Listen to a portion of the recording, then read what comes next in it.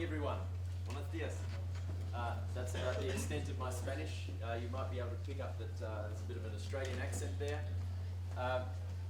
So my name's Carl Orbst. I'm a director at the IDEEA Group, and I've spent a long amount of time in the national accounts, statistics world, and coming at things from a natural capital accounting background from the public sector. We do need this for the recording. Okay.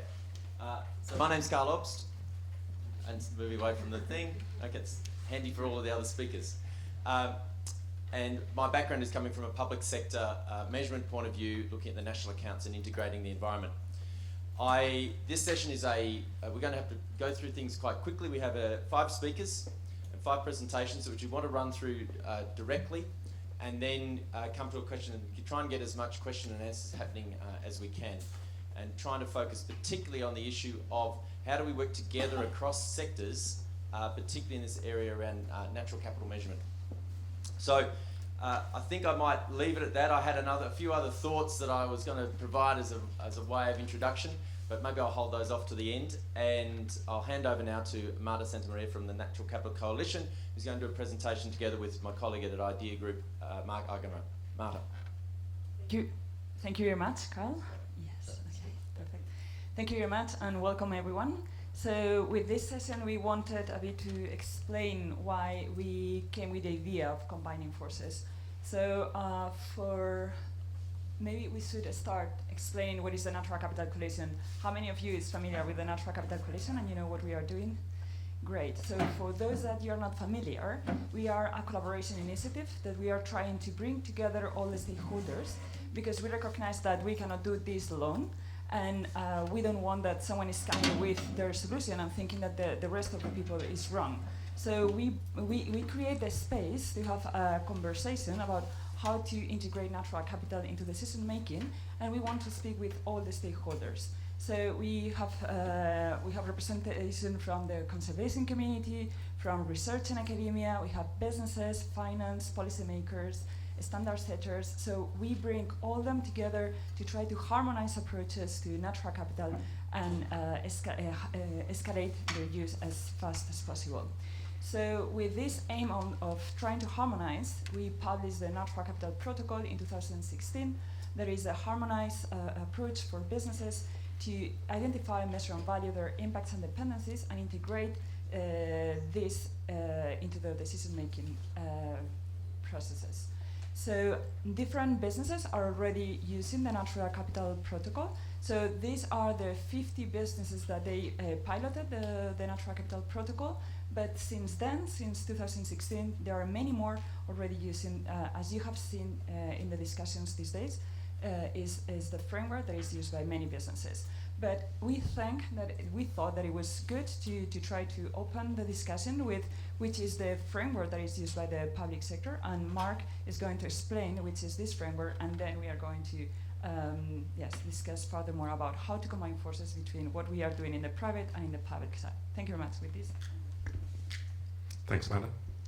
And so as Marta finished on her last point, our overall aim is combining forces. So this is combining forces between the private sector and the public sector, recognising that there's a whole lot of activity going in both, but there are some challenges in coming together.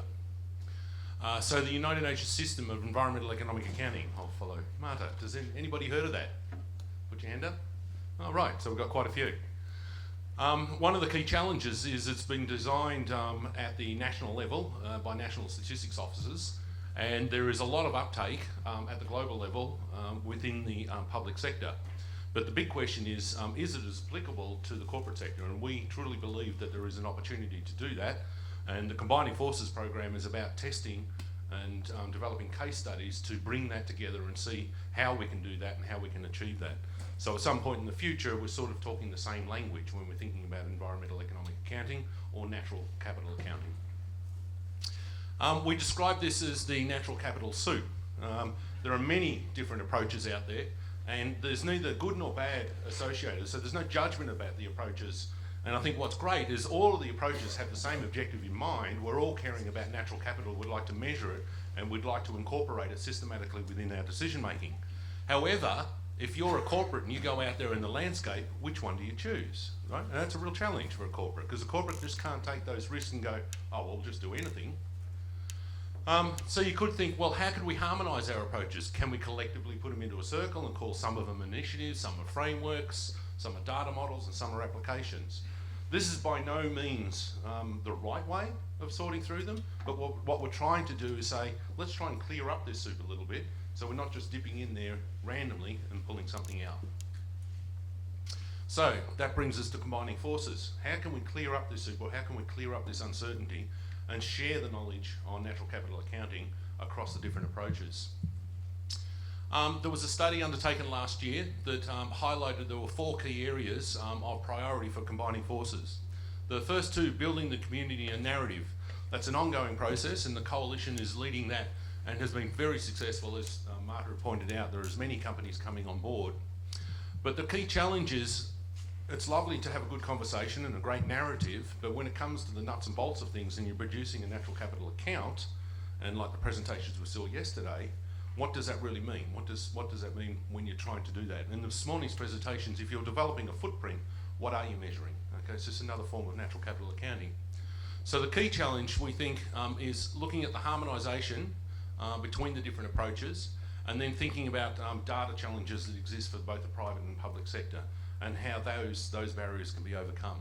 So the whole program about combining forces and developing case studies, and I'm looking at you guys for developing case studies, and coming to us and talking and saying, look, in the harmonisation space, I think we can do this, or in the data space, I think we can do that, and taking those learnings as a part of the Combining Forces program through the coalition to share with everybody else. Was this yours? Or no? No. Okay, so this is sort of the general idea. In the blue, we have the SEEA, and in the green, we have the protocol, and it's sort of sharing the ideas and the knowledge across those 2 areas. This is a quick example of a case study. This is done by a forestry firm in Australia. When we first had a discussion with them, they said we have the productive estate and the non-productive estate. And guess what was in the non-productive estate? All the natural forest. So 50%, almost 50% of their estate was natural forest, which under regulation and Forest Stewardship Council certification guidelines said that is the area of forest that you can't use. But they said, well, we're land managers, we're forest managers, we're actually managing it actively to provide other services. Can we use an accounting approach that tells us about the services so we can talk to our stakeholders and talk to our shareholders? And that's what we did. So they now want to use that as part of their business planning. It's the next step in certification, so they're FSC approved. But if you're FSC approved, what does that mean for the ecosystems that you're contributing, both within your property and beyond your property? So it's taking the next step.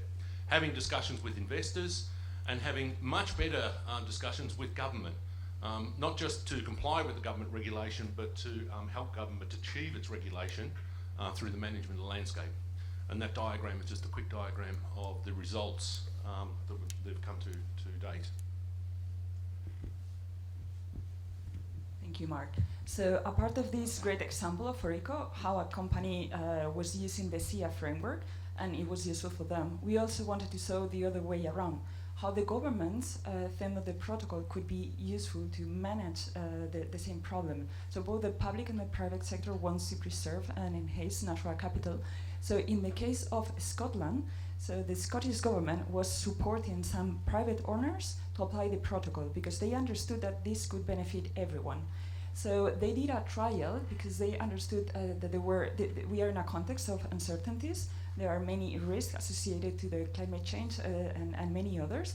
And they thought that bringing together different stakeholders from different sectors, not only landowners, but also some stakeholders from the tourist sector, they could use the protocol to take better decisions. So they were using the protocol to understand how to improve the soils and how to conduct some restorations. So the final conclusion is that the protocol was helping these private landowners to take better decisions and to better understand the relationships with the natural capital and how to enhance the natural capital.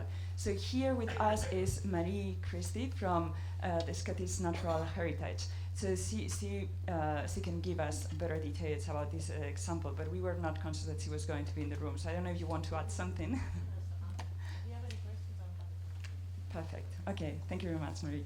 So with this, we'd like to hand over, the important point. So in the combining forces within this lot of flower, you saw that the case studies are in the center. So we explained a couple of case studies that were already developed, but we want to go deeper into these two areas, harmonization and data. So now we have an open call to develop case studies within the next 2 years. So we are trying to find some case studies in which we can explore how to combine forces. So if you are aware of any, or you have some ideas, we're going to discuss during the session to try to bring some ideas into the room. So this call is going to be open, I think, until the end of November. So you have here the information to contact us with your ideas and try to develop in the next 2 years some case studies to explore these two areas. Thank you very much.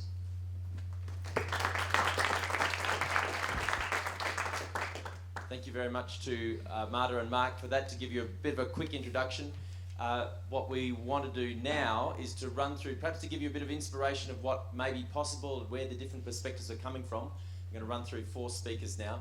I realise that apart from Marta, I've got a whole lot of males here on the panel. It's really a bit, when I sit in reflection, it's probably a bit disappointing that we didn't have a better balance of people. But nonetheless, they're all great at what they do and they're lovely people too. So, so I'm going to go now to Fernando Santos, who's working on, well, he'll tell you what he's working on, but works in Madrid at the Rey Juan Carlos University. Yeah. So, over to you, Fernando. Thanks, Carl. Yeah, my name is Fernando Santos. I'm going to present you an example of the other side of the combining forces. So I'm going to present more on the public domain kind of work that we are doing, and we have this new EU project from the Horizon 2020, the MAIA project, and it's based on this ecosystem accounting. Okay, MAIA stands for Mapping and Assessment for Integrated Ecosystem Accounting. So you might know that there is Keep Inca project at the European Commission. So we thought it was kind of smart to having a MAIA and Inca kind of coalition. So then now you understand why we call it MAIA.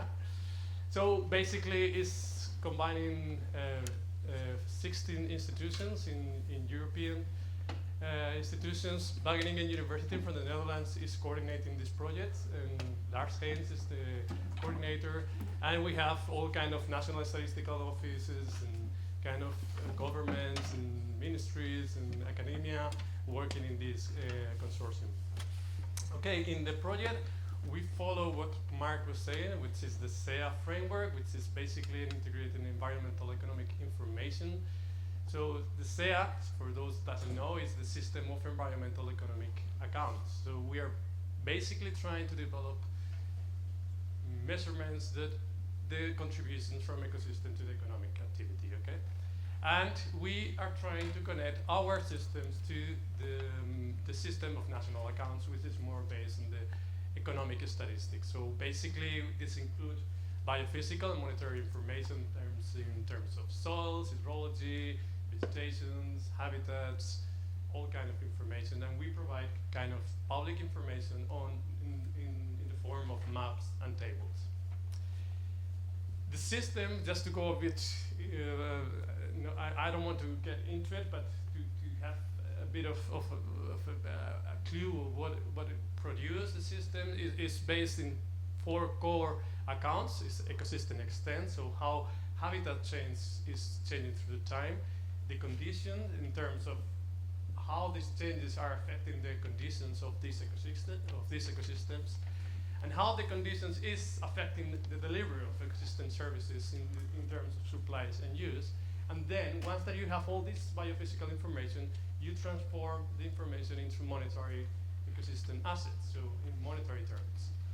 There is also some transversal accounts dealing with land, water, carbon, biodiversity that are not in any specific of these core accounts. We see it as more transversal information and can be also part of the accounting system. But what I think is important from the system itself is that we don't provide like sectorial data, which is also useful, but the system should provide like an integrated information system to make decisions based on all this information. So as you see, there is connection from all these accounts, one to the other one. Just to give a flavor of what type of information we supply in terms of the ecosystem services, you model in biophysical units some maps on ecosystem services. You provide the supplied and used tables for these ecosystem services, and then with some monetary techniques, you transform this biophysical information into monetary data, and you can provide also the input-output tables for these. And this can be done, as you can see it in the Maya project. We're working in 14 countries, and you can provide all this information at different scales. So we are working at national, regional, and local scale. So we have national levels, or city levels, or regional levels information, where we produce all this information in terms of extent conditions, ecosystem services, assets, and some of these thematic accounts are also included in there. One of the key outcomes of these projects, this is under development, we don't have it, is to provide all this public information. So we are trying to develop high resolution information in terms of all these extent conditions, services, and monetary terms, and even thematic information in this Maya viewer. So all the case studies that we're working at all these levels, we will upload all our information into this viewer. So we will be publicly available, and you can search for whatever. If you are a stakeholder or business in whatever, and working in agricultural in the Netherlands, you can go and see what information are in all these accounts in your country or at the level that you're working on. Going to the Combining Forces program, as you say, this build the community harmonization data and case study. I think the Maya project can produce, and I'm almost finished, Carl. We are really much working on the harmonization and data, although we also build a community basically more into the government and sites, ministries, statistical offices, academia. But what the main aim of the project is really on the harmonization and developing the data. So we're really trying that the data is used. I've seen in this conference a lot of companies trying to do all this work, which I know is really difficult.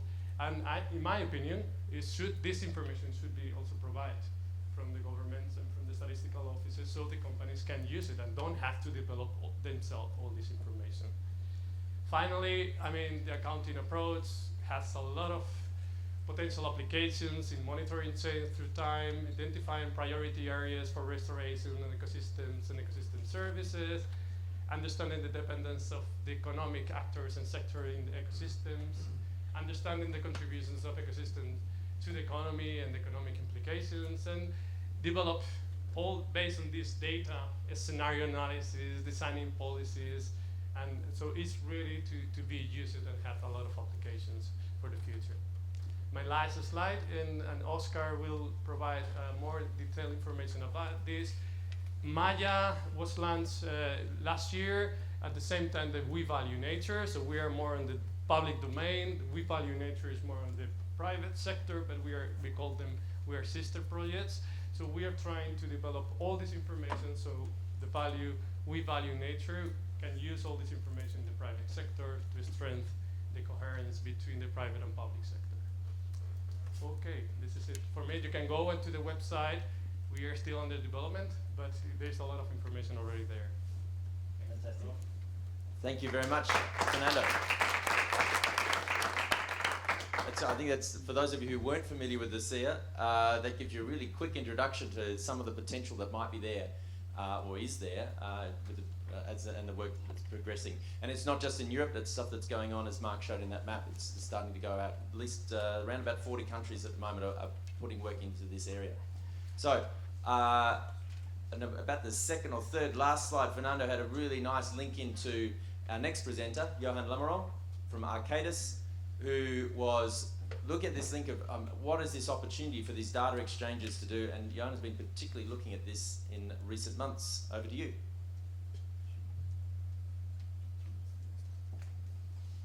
So we didn't advise the organisers of the final order of the presenters. Okay. Johan loves us. Okay, I had the impression that we need to talk rapidly all the time, so it's a quite stressed feeling, but it is like that. Okay, so I will do my best to talk very rapidly also. Good. Sorry for the people that have heard my presentation already 2 days ago during the collaboration day, but anyway.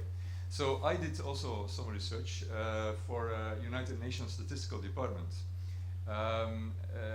As has been said already, the SEEA system has been developed by the United Nations, and they have a work stream so they have a specific project, the Natural Capital Accounting and Evaluation of Ecosystem Services project, which has a work stream on businesses. In this work stream, they aim to explore alignment of natural capital accounting between the public and private sectors, and to look for synergies and so on, and methodological approaches. So the job that I did for them was to start with a literature review on the current practices in businesses related to natural capital accounting, assessment, reporting, because for the statistical community this is completely new. They don't have any idea about that. Then I did interviews with 12 multinational companies on how these companies collect data, natural capital data, and what the difficulties are they are facing in collecting data, and also what their needs are. A few weeks ago then we had a scoping workshop in New York where we brought together for the first time in history, I think, the statistical communities and the private sector, and also a number of experts. And the idea is now that we will develop a roadmap for the way ahead. So some very short well, maybe the overall context is clear, I think. As has been said, we have already financial accounts for the public sector and the private sector for many, many decades. And everyone is very familiar with that. But we don't have similar accounts in the environmental fields. So, as you know, in terms of business sustainability accounting and reporting, there is total freedom. Every business is doing its best to demonstrate performance, but you cannot compare at all. And this is really a problem, especially for investors who want to compare sustainability performance of companies. So now is a perfect opportunity to start exploring this alignment in approaches, especially that we are now in an area of increased harmonization, standardization, and so on. So this is a little bit the context. Now, what are the main findings of the interviews with the companies? In fact, it was quite interesting on data, because I don't think there has been a lot of research on that issue so far. Anyway, businesses consider the whole issue of data collection as a quite expensive issue for them, which needs to be justified all the time. So the people in charge of data collection have to justify the return of investment. Because indeed it costs a lot of money, and also what will you measure? So it's really a big issue. Therefore, companies start being innovative, and they start talking with each other, and they share data amongst each other, even on the same regions for instance. And they also look for open source databases, and they also rely on commercial data providers. Also very important is that businesses really want scientifically robust data. They cannot afford to have low quality data which can be scrutinized by stakeholders. So the challenges in terms of data collection also depend on for instance, the type of data. Are we talking about pressure data? Are we talking about data on state and condition? Or are we talking about data on impacts and dependencies? Also, it depends a lot on the organizational focus area, as we say, for companies. So is it about product level, project level, site level, supply chain? That makes a whole difference. The thematic area, water, greenhouse gases is much easier than biodiversity, as we all know. And also the data collection approaches. Some companies for site level investments rely on detailed environmental impact assessments, where they have lots of very granular and high quality data. But when you start measuring in the supply chain, you cannot use environmental impact assessment. You need to rely on other data. So data on pressures in general, what we call impact drivers in the Natural Capital Protocol, are relatively easy to collect by companies, especially at site level, because these are the data that companies have under control. They measure their own performance. That's quite clear. The picture is completely different for companies with a large footprint in the supply chain, because they need to rely on the smallholders, and sometimes there are thousands of smallholders. You cannot ask the smallholders to start measuring water consumption and so on, because these are all small farmers. So how to collect data? In fact, these are quite low quality data in reality. For biodiversity, we all know the challenge in measuring biodiversity, so very often proxies are used, like land use change, land use management, land transformation. In terms of ecosystem extent and condition, well, these data are typically applied by companies which have a concrete footprint on an area, like the mining companies, the forestry companies, infrastructure companies, and so on, who can easily measure their impacts on the place itself. But once you go outside the fence of the company, then the problem starts, because the company doesn't know what area to measure. Because then you need to interpret what is my affected area by my pressures. So very often measurements outside the fences of the company, they don't happen. When you go to impacts and dependencies, it gets more complicated even. When you now take the example of water use, for instance, companies, almost all companies are measuring water extraction. They know exactly the volumes of water and how this evolves over time. But what does it say in terms of impacts? Nothing. You just measure volumes, and companies set targets. Well, okay, we will reduce our water extraction by 10%, by 20%. But it doesn't say anything about the real impact. But companies, they often don't have any information to assess the real impact. So they often rely on tools. For instance, WRI's aqueduct tool is very often used. It gives you an insight in the real impact of your water extraction in an area. You have other tools. You have also commercial data providers. In terms of assessing biodiversity impacts, well, okay, it has been said many times during this conference, it's very challenging because you need to have insights in the cause-impact relationships and the sensitivities of species and habitats, which is a very complicated issue for companies. Overall, there is also a complete lack of data on the carrying capacity of ecosystems. And this is quite important because we are talking, even this morning, some of the speakers were talking about planetary boundaries and setting targets like no net loss or net gain or staying within the planetary boundaries. How will you do that as a company if you don't have an idea about the carrying capacity of the ecosystem where you are operating in?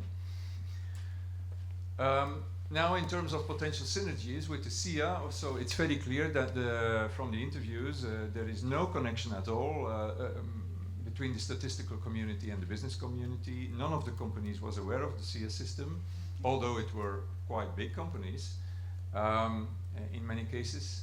But a key conclusion is that all interviews expressed clear interest in increased access to more detailed, comprehensive, spatially referenced, and regularly updated ecosystem accounts. The financial institutions are, of course, also interested, but they rely on the data available for the companies they are assessing. So it all needs to start with the companies themselves. An additional advantage of using such a system is for multinational companies with sites all over the world, which makes it much more comparable if the data which are collected in terms of natural capital are based on a similar system that is applied in many countries. Most companies also limit their assessments to impacts on stocks, and a minority of companies also measures ecosystem services, which we also know. And even much fewer companies do the final monetization step. We know that identification and assessment of business risks has been done by, or is being done by a lot of companies. When we ask them the question, what data do you need for that, for assessing risks and opportunities, take the example of water, then we see that companies would like to have data on water levels now and in the future, based on the several scenarios. What are also pressures from other stakeholders in the same watershed? What are the policy priorities for the water basin? What are the science-based targets set by the government for that specific landscape? And also, as I said, what is the minimum acceptable water level? What is the threshold? And this relates to the carrying capacity. So as I said, application for companies going for zero impact planetary boundaries, also benefits for companies going for no net loss, net gain, and so on. Now we had this workshop in New York. The main ambition was to inform two worlds, the statistical community, the business community, and to explore, based on a number of very tangible discussions on concrete case studies, what could be done. This is my last slide. So at this moment we are preparing the roadmap for the way forward. It was clear that we need pilots, again, as similar to the combining forces initiatives. We also need a common glossary, because when we compare the definitions and terms in SEEA and in the Natural Capital Protocol, there are quite some differences, so we need to align that. We can think about guidance for business, how to apply public natural capital data. Similarly, for national statistical offices, how to make your data much more tailor-made to the needs of the businesses, and so on. And I leave it. Okay, I spoke rapidly, I think. Yeah.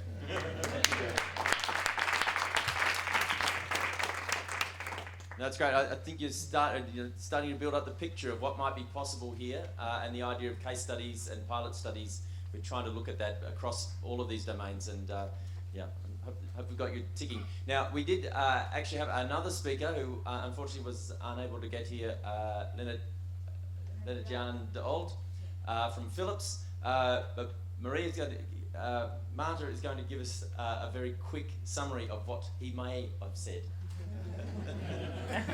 Goedemorgen. He's Dutch. So so the work of Philips has consisted in developing the environmental profit and loss accounts. So Philips took the protocol, and they realized that they had a lot of information about their footprint from life cycle analysis in physical terms. And also the Dutch government published the environmental damage factors. So the environmental damage factors allow to put in monetary terms some pollutants or some impact drivers into nature. So they, in 4 months, they managed to beat their environmental profit and loss accounts by themselves. So it was a very incredibly fast process, and they published it. And they are using this information to take internal decision making, but they also wanted to be transparent and share it. But they realized that now they need to make it more comparable with others. So the message of Lender Jan was that now we need to progress on harmonization to have connection between what all the companies are doing. So with this, I would like to hand over to Christian Heller, that is going to, probably most of you saw his presentation yesterday about the Value Balancing Alliance, but how the Value Balancing Alliance is going to contribute in bringing together all the work from the private sector in trying to harmonize, and which could be also the possibilities of using what the progress from the SEEA framework could contribute to this process. Thank you very much. Thanks, Marta. Thank you. Done my job. Thanks. This was a quick one, because the slides haven't been here 3 minutes ago, so thanks for this one.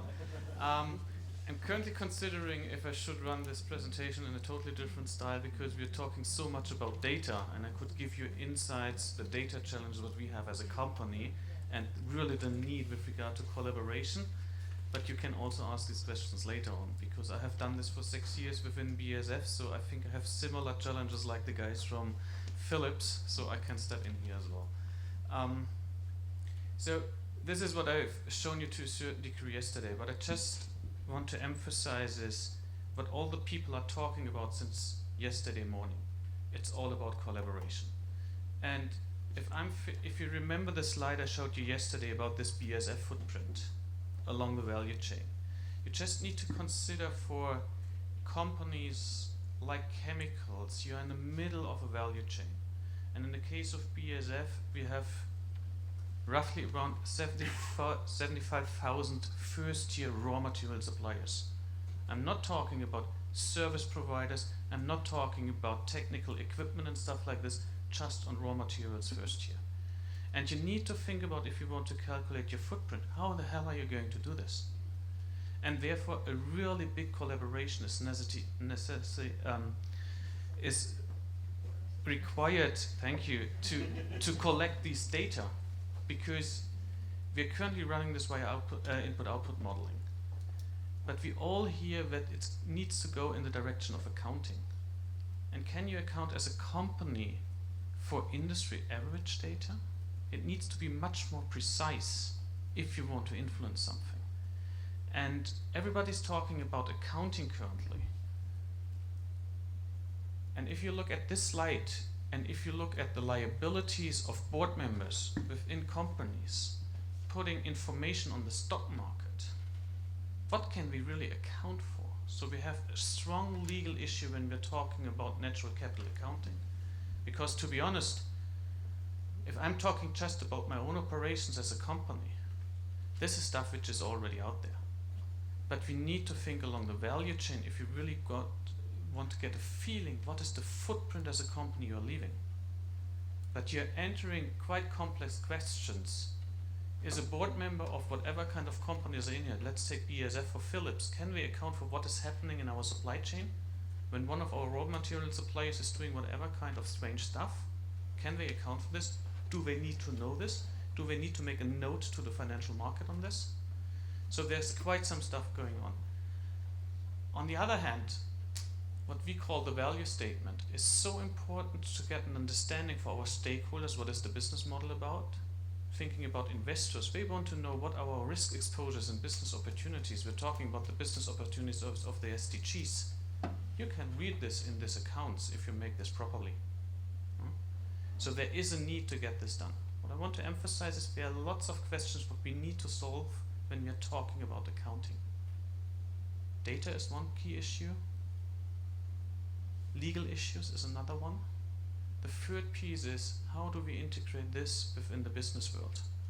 Because to be honest, as of today, no company has a full understanding if we integrate natural or even other capitals in our decision-making system, what might happen to our business models. No one really knows. So this is a slide I'd like to show you with regard to the milestones we have in this association. I think the most important one will be this one. So we are heading for providing the first standardized model on multi-capital accounting in summer next year. And this will be the time when we're really opening this up for an informed stakeholder dialogue. So for the time being, as you see here, this is more about stakeholder information. The reason for this is we want to get something done rather soon. And you heard the 3 talks today in the morning. We don't have time. And from our point of view, from a corporate point of view, we need to be rather quickly. So let us produce something and let this product put on the table for a really open discussion with every stakeholder group. This is at least the strategy we are running. So keep patient for a few more months. We are working on that stuff. At least 3 indicators we have more or less settled as of today. Greenhouse gases is one of them. And we will share this as soon as we can. But we want to have something meaningful in our hands and not to start to talk about stuff which is not settled yet. This I've showed you yesterday as well. All of these people call on collaboration. So what I really need to ask everyone, especially the public representatives here in the room, we need to combine forces here. Otherwise we will not be able to change the business system we are working in. And this is going to be really about regulation. I shouldn't say this as a corporate representative, but it is about regulation. Otherwise we will never make it to a system change. Thank you. Great. Thank you very much, Christian. Some really great insights, and I think that's part of the story about combining forces. There's lots of stuff that you just don't have the other perspective. You can't have all the perspectives, and so it's really important to have those conversations. Our final speaker is going to be Óscar. You might know that. I don't know whether you're the next one. So Óscar's. One moment. Hold on. Keep talking. Right. I'll fill in the space a little. So Óscar is from IUCN, and he got a little bit of an introduction from Fernando earlier, and working for We Value Nature, and he can start talking now. Excellent. Thanks, Óscar. Buenos días a todos. Good morning, everyone. My name is Óscar. I'm from the IUCN office based in Brussels for the European Regional Office. And today, my idea is to present you, to give you an overview about the We Value Nature project, and then the different contributions, motivations, and opportunities that from this project we are having in relation to the Combining Forces program. So, as you might know, We Value Nature is a H2020 project with 2 million euros on the table. We are 4 partners led by the Institute of Accountants from England and Wales, WBCSD, IUCN, and OPLA, and we have the support from the Capital Coalition. So our aim as a campaign is to support the business and the natural capital community, basically to make value nature the new normal for the business across Europe. In order to do so, and based on our strategy, which is focused on those companies that are starting their natural capital pathway, we consider that the training is a very important tool. So that's why we are providing training, face-to-face training, webinars, and all our training material is available online. Building on that, we are creating the Open Media Library, where you have available several material related to natural capital, infographics, videos, presentations. The idea is to create one place where we can put all the relevant material in order to help business and the natural capital community.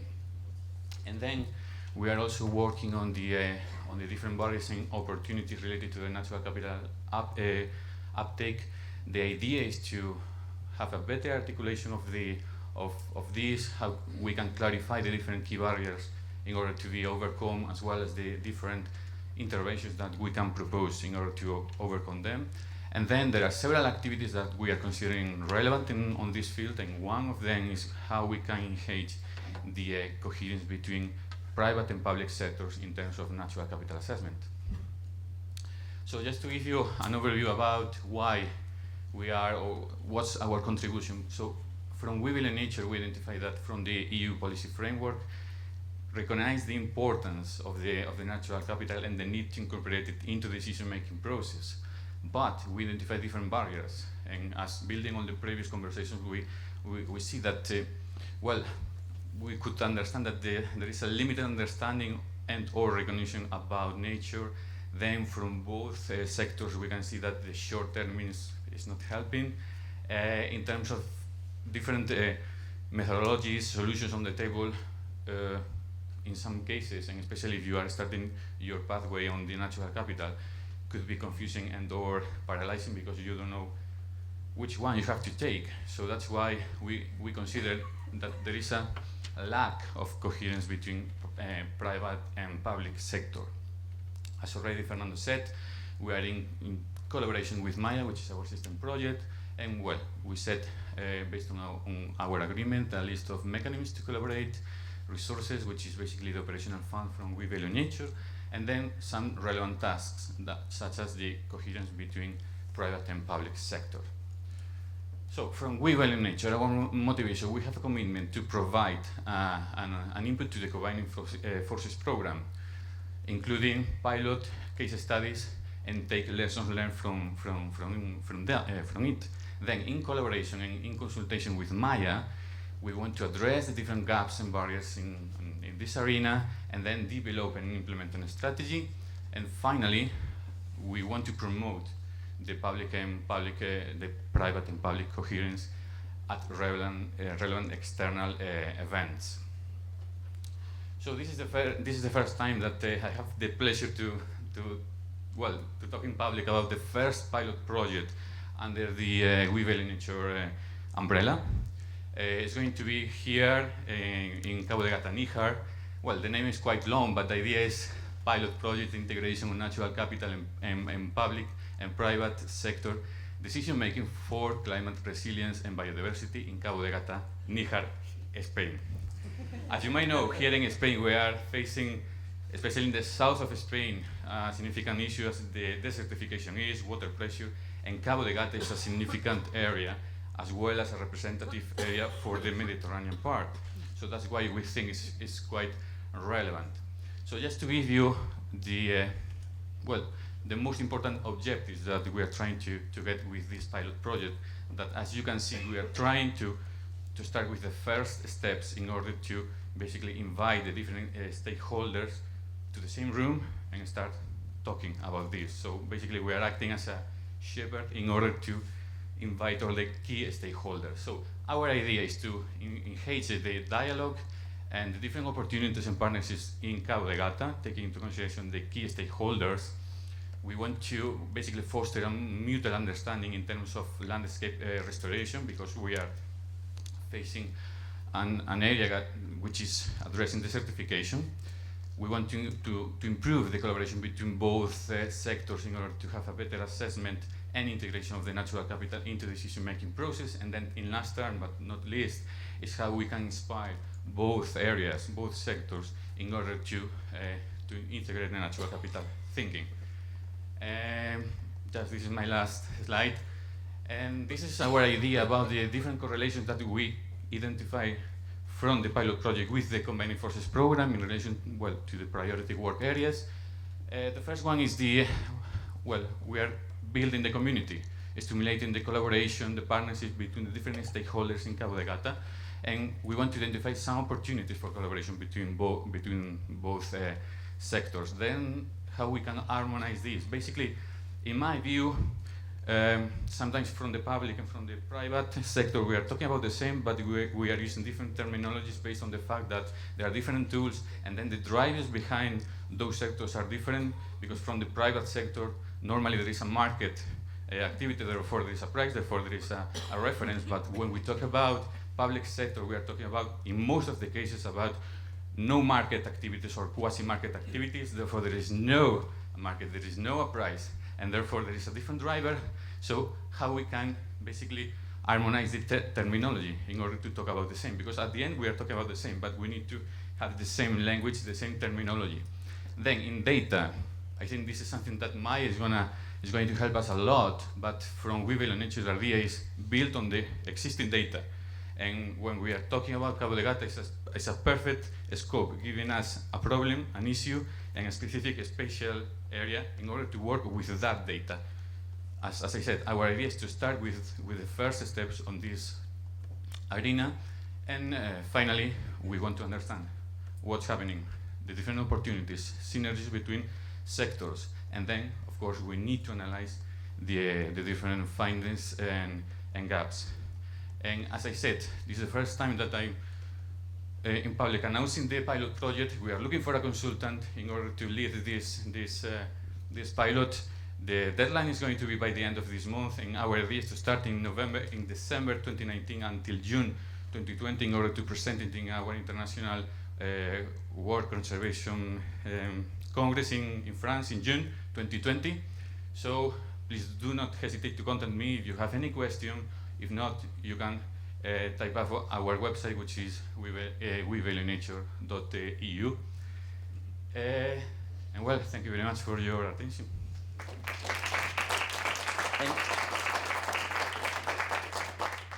Thank you, Óscar. Fantastic, and if you're looking for a job, there's a... I'll talk to Óscar later. I think a wonderful range of presentations. I think just it talks to the challenges, but also the opportunities for combining forces. What we want to do now, we've just got about 15 minutes or so before we need to break. And obviously, I'm hoping there might be quite a lot of questions and interest. But I'd like to invite our speakers up onto these perches here. Do we need to do microphones to people in the room? Yep, so we've got some of that happening. And I'll just go straight to it. Anyone want to go first? Should I say Feel free to make observations and comments as well as what you think the challenges might be, as well as perhaps asking, and if you do have particular ideas and case studies in mind, please feel free to follow up with us. Suggest them now if you'd like, if you want to find a collaborator. But also feel free to follow up with any of us afterwards, and we'll try and tease out the details of things. So, yep, in the front here first. Here you go. Thanks. I'm Christa Ratto from the German Environment Ministry. I'm economist, but coming from the public discussion, from the public accounting. And I realized a little bit disappointed that the term natural capital accounting is used totally parallel in the business sector and in the public sector up to now. And sometimes I read papers, and on the third or fourth page, I realized, oh, this is on business. It was not on public, but this is really just an appeal to try really to make now, because we use this now for both parts, to be more clear in the title of the projects. What are we talking about? When we combine something, it's okay, but really corporate or public, private or national, please be more clear. For me, it was really a surprising that it's not distinguished. This is a very simple thing, but it could avoid misunderstandings or these things. And then on the harmonization of terminology, maybe it's not harmonization totally, but make a link, because some terms are really fixed, how to say, huh? And they are in the public accounting, we have terms, and maybe we can link it better, I would say. Yeah. Shall I take those as comments? What do you, yeah, okay. Yeah, totally agree. So if we are talking about harmonization, the first thing is to have maybe a common definition, but making clear if it's for the public or for the private sector. At the Natural Capital Coalition, we tried to do it. Last year, in the government dialogue, that we brought together all the governments to try to work together in how to create an enabling environment. One of the first things was to find a common definition about natural capital accounting and natural capital assessments. That is what the private sector is mainly doing. So the definitions are there. It's true that now we are working more in natural capital accounting for the private sector, and we need a definition the other day, and it was challenging for me to take that definition because it was not fitted. So it's true that is something that we, for the harmonization, we need to start with having a good definition that everybody feels identify, and yeah, so thank you very much for the point. Just a short reflection on terminologies, and I think here also collaboration is key. For me, talking now from the business perspective, everybody seems to know what a profit is. Why is this? Because we have a global language and terminologies talking about profits. We are talking about the strange things beyond financials. Is this beyond financials, pre-financials, extra financials, non-financials? Is it capitals? Is it stocks? Is it flows? What the hell are we talking about? And I think this is one of the key challenges what we have to get this stuff, however you call this, integrated. Because we are lacking the language and people don't really understand what we are talking about. And even for us as, let's say, the experts in this field, we are using different terminologies. How the hell should the other people outside of these rooms understand what we are talking about? So this is the next call. Really, there needs to be what kind ever of body deciding and defining what the terminologies are. Maybe the Capitals Coalition is going ahead in this regard. Yeah, and I think it points to, it is one of the key rationales for doing it. Creating these common languages is fundamental. A question from the front. Yeah, great. Harmonization is an admirable thing. You always need to strive it. And for the terminology, you could even go to an ISO process to standardize that. But next to the standardization of the terms, I think Johan Lammerant showed that when you talk to the industries, they all have a different position. They actually all have a different question. And if you have a different question, then you should not harmonize that to make a new soup where all the questions are mixed and you get one answer, because that's kind of the 42 problem. You have an answer, but what was actually the question? So I think when you go to this admirable path of harmonization methodologies, then you should also link them to the question, because it's not always that it's one good or bad methodology, but one methodology answers one specific question and it doesn't answer another question. You have another methodology for that. So I missed that a little bit in all the presentations.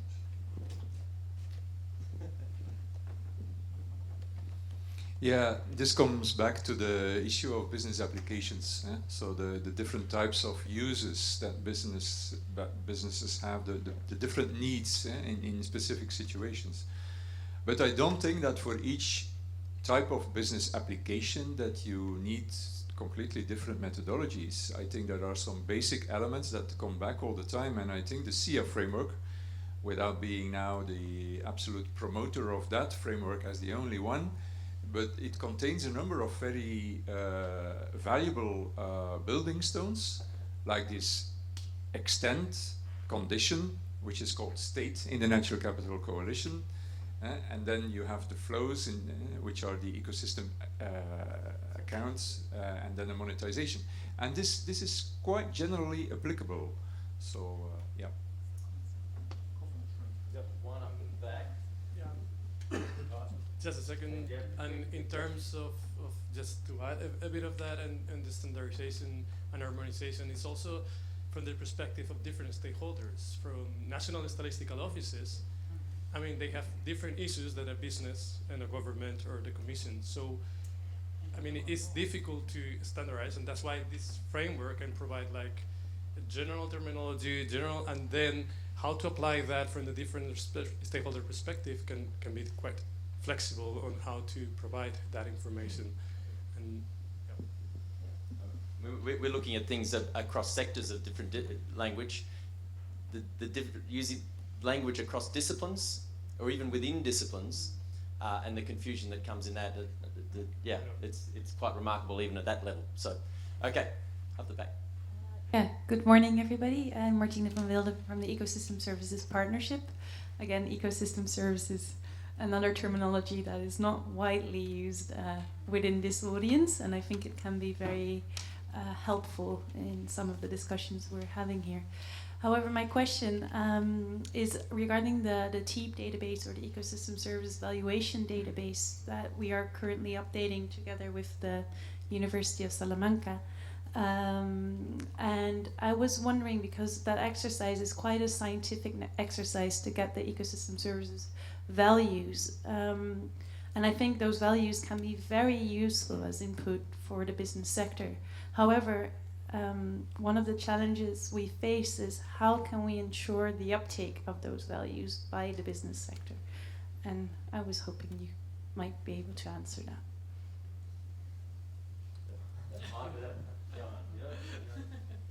One of the two of you. Yeah, I think I'm not an environmental economist, but I think there are a number of values, ecosystem services values, that are quite generic and can be used depending on the type of ecosystem service, of course, like the price for carbon sequestration can be used in any type of, in any location, let's say. But the value of ecosystem services is largely dependent on the beneficiaries. So that makes every situation unique. If you have a forest with a lot of potential in terms of noise mitigation or air purification, but there are no inhabitants, then the value of that ecosystem services is at that location very low. And that makes it complicated for ecosystem services valuation. And just following up on your question with regard how we can ensure the uptake of this stuff. At least to my knowledge, there's so many databases currently out there coming up with valuation figures for whatever type of impacts what we have and dependencies. The challenge what we currently have is we have lots of mushrooming initiatives going on in this regard. And the big question is, what is the best and most solid database? And coming back to Johan's point, it needs to be in the end localized, because it makes a huge difference in decision making at companies. If, let's say, if you're building a site next to a river or 2 kilometers inland, yeah? So this is a huge difference with regard to the impacts. Ensuring the uptake, I think we need, again, ways of collaboration to understand what is already out there, and to find ways how we can collect all of these data and initiatives, and to understand what is really robust and not. And this is what we can't judge as of today. I'm going to take two more questions, one here because this guy's in, and then one at the front. Thank you very much. Christian mentioned the issue of legal and data issues. And I think this is shouldn't really be underscored, because both the private sector and governments are very prone to litigation. And I think we need a way of actually trying to resolve these issues before we go into the accounting process. So the collaboration aspects and the legal aspects need to really be sorted out prior to accounting. I'll take the question as well. Yeah. Thank you. Thank you.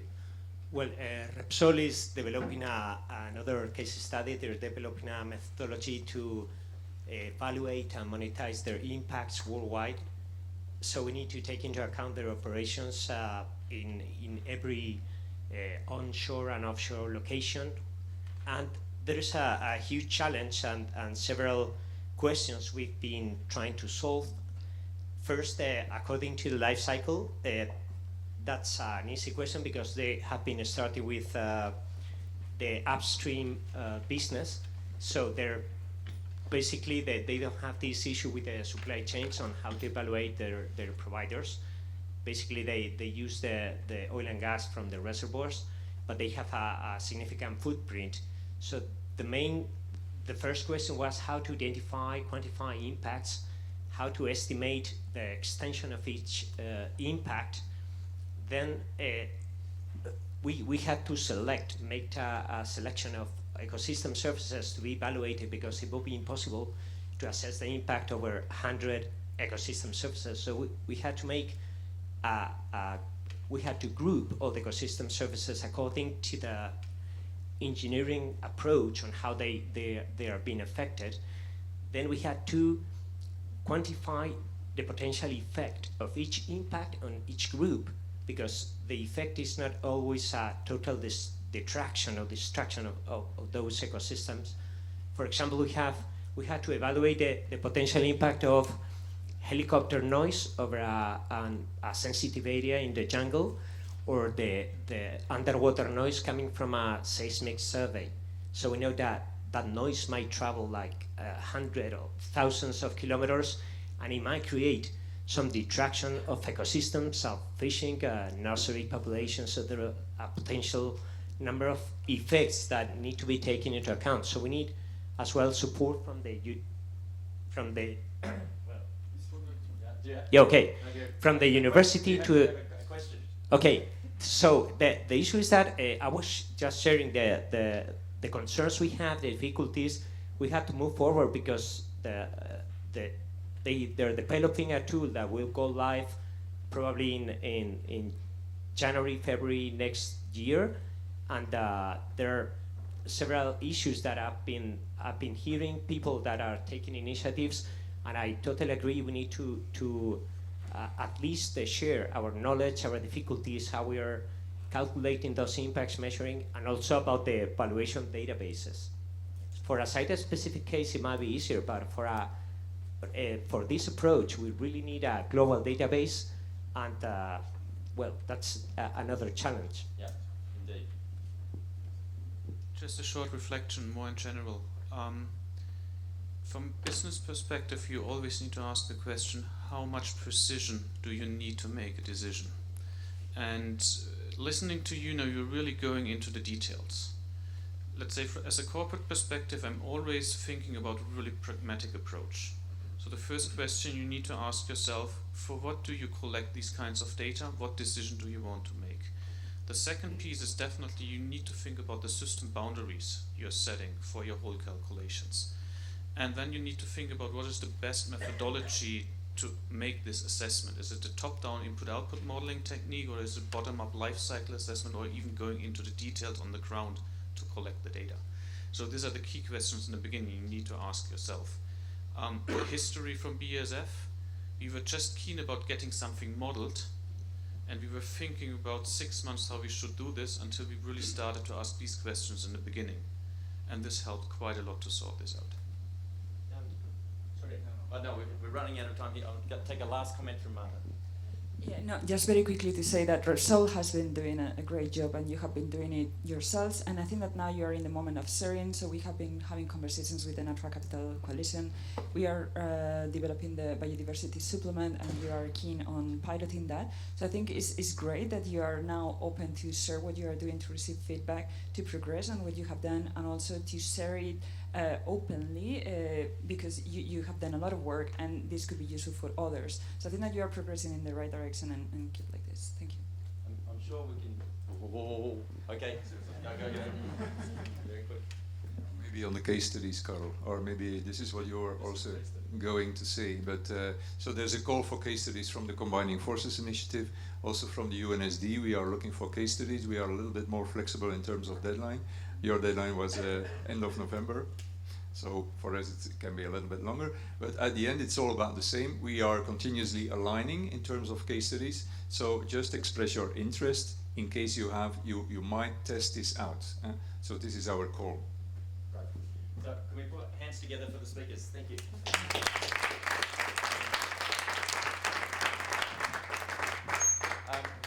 So that unfortunately sort of brings us to the end. I wanted to close with a couple of my own sort of reflections. I get the liberty of that a little bit, I guess.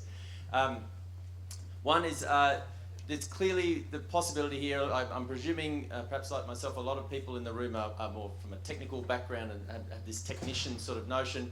So it's very easy to see what the possibilities and to engineer sort of things, and how we have to design things in global data sets, and the possibilities become quite big because we're probably all systems thinkers as well. The real challenge that our speakers this morning presented to us was we have to do something now. It's not about designing the perfect solution.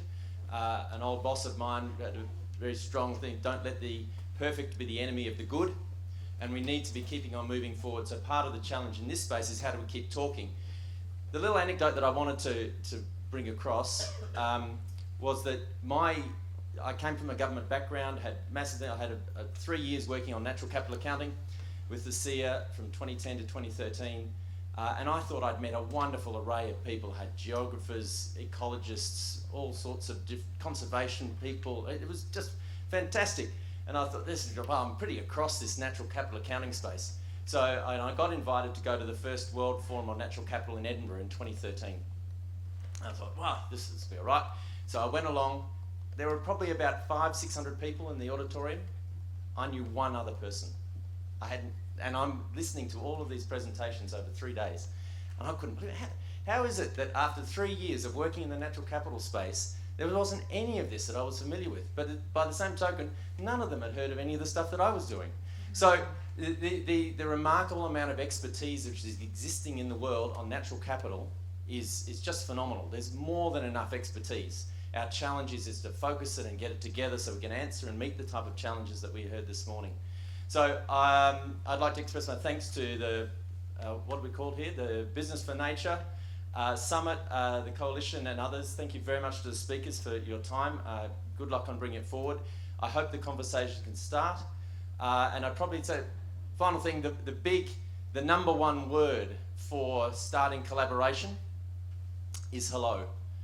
If you can get that right and take that first step, then magical things can happen. So thank you very much for coming along, and enjoy the rest of the conference.